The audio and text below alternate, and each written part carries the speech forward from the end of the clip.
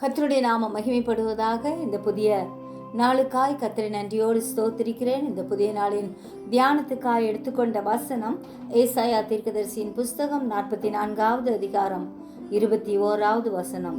யாக்கோபே, இஸ்ரவேலே, இவைகளை நினை, நீ என் தாசன், நான் உன்னை உருவாக்கினேன்.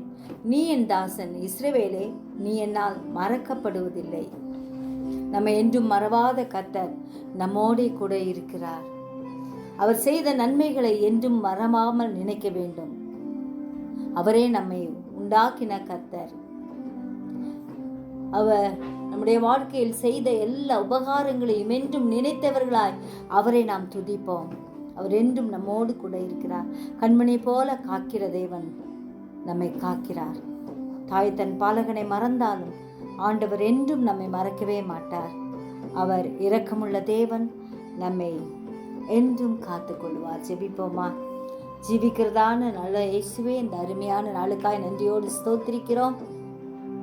எப்பொழுதும் ஆண்டவரே, நீர் செய்த எல்லா அற்புதங்களையும் நினைத்து நினைத்து உம்மை நன்றியோடு துதிக்க கிருபை தாரும் ஐயா.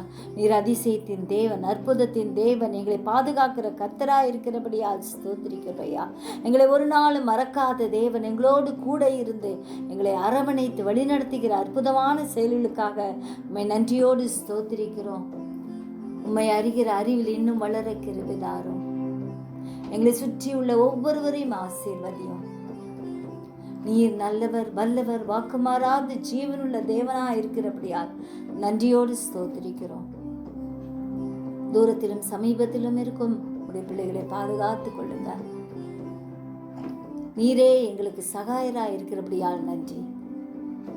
சுகத்தை தாங்க, பலத்தை தாங்க, நீர் வழி நடத்துங்க. இயேசுவின் மூலம் ஜெபம் கேளும் பிதாவே, ஆமென்.